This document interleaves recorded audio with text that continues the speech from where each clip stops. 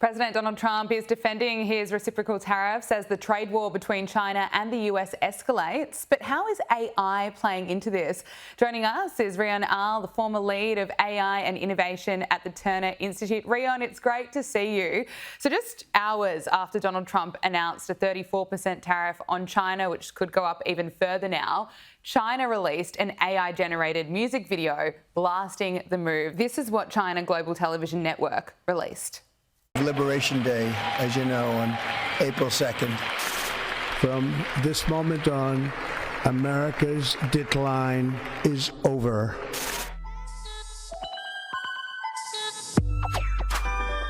Liberation Day promised us the stars, but tariffs kill our cheap Chinese cars. I just spent $33 on dinner tonight. What are you talking about? Was $8.25 now $6.89? Like this is some amazing deal.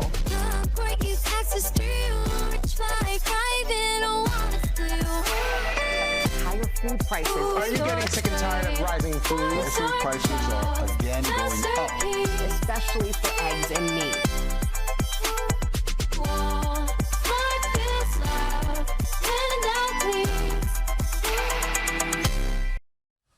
Rion, it's interesting, this AI video is coming from China, but it's targeting Americans. Can you talk to us about the concerns that overseas countries are using AI to potentially influence domestic politics? Yeah, well, Gabriella, this is really nothing new. This is a continuation of a policy of foreign agents from foreign countries who for a long time have wanted to influence not just, of course, the American election, which we see in this case, but the Australian election and, of course, elections around the world. And it is, of course, the ultimate form of influence to be able to then push your own sort of agenda. And so this is where AI has basically come in. It allows you to generate not just false text, but false images, false audio, false admittingly catchy songs, and say, well, if a picture, can tell 1,000 words, then an AI-generated picture or video or audio can change 1,000 minds. And let's try and influence, people not just in our country, but in countries around the world. It's interesting. What are the dangers of that? If people are on the receiving end, they're seeing these pictures, they're seeing these AI-generated videos, how powerful is that, and what are kind of the long-term consequences of it? Well, if we take the truth as sort of the fundamental bedrock of our democracy, then it's pretty easy to see there's actually two very distinct harms of AI technology. Number one is that for every deepfaked or AI image that is put out there, there is going to be a subset of the audience who sees it and either does not realize it is fake or does not have the time to discern whether it is real or fake and comes away in some part with a belief that whatever they've seen in front of them is the truth. So there's that distorting of reality that happens. And there's also the cover that this technology is going to provide, and we've seen it already in numerous examples where, since this technology exists, people are using it as an excuse for actually real content. So real videos, real leaked audio recordings, they're being dismissed globally as AI deepfakes. In both cases, it's very dangerous because we lose that sense of what the truth actually is. Absolutely. And the average person doesn't have the time to sit there and think, oh, what's going on? They're going to get a little bit stuck on what the truth is. Here in Australia, we're just weeks away from the federal election. We're seeing both major parties use AI images in their campaign. How is this helping them, and what are the benefits of AI in our politics? Well, we go, and I talk a lot about the harms, but of course, if we step back, there are a lot of benefits. AI is all about abundance, and what it's giving the major parties as well as the minor parties is an ability to have a resource that allows you to produce more content quicker. It allows you to create, as I mentioned before, not just text, but images, audio, catchy songs, all of these sorts of things that are then able to influence the sort of people who are seeing this content on a sort of more visceral level. And it's allowing them to do this quicker, it's allowing them to do this faster, and it's allowing them to reach more people. So there are benefits certainly to this abundance that the technology brings, but we do have to watch out for the harms.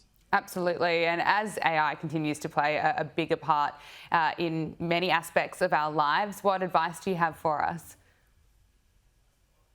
Well, I'd say that the solution is going to be threefold, especially with this sort of issue. So number one is probably going to be the government. And I'd say that, we have to be careful of how much influence the government has with this sort of thing.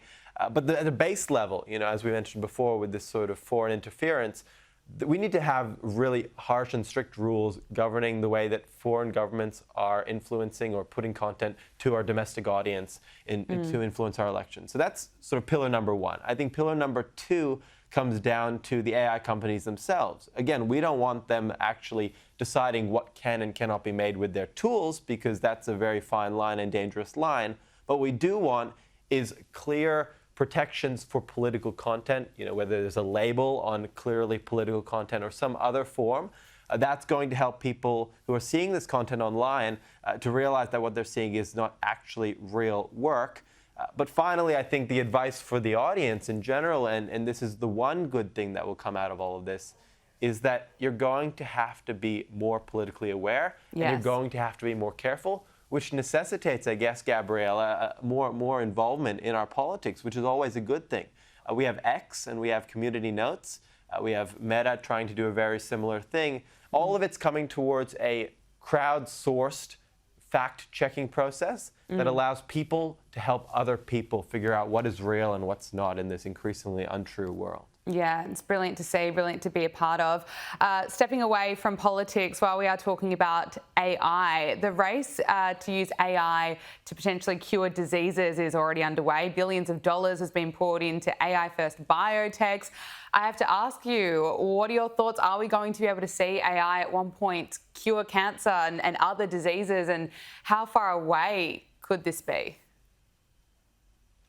Well, that's certainly the dream, and it's the dream that every startup right now is pitching to their investors around the world, and it's a dream that, of course, we all hope is going to come true. Of course. I certainly think that there's a hope and then there's a reality. The hope is that this technology is advancing at such a rapid rate. It's already being used, and I've seen it in some consulting work that I've been doing recently across biotech companies, across pharma companies, but across every company, really.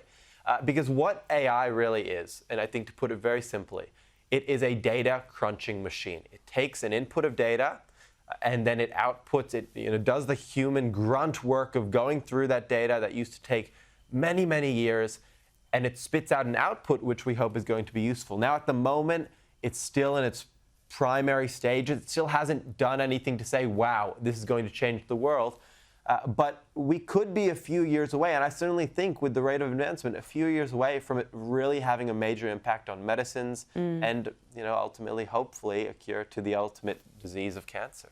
Absolutely incredible. Rion Ahl, former lead of AI and innovation at the Turner Institute. Thank you so much for joining us on Power Hour. It's been great to talk to you. Great as always, Gabriella. Thank you.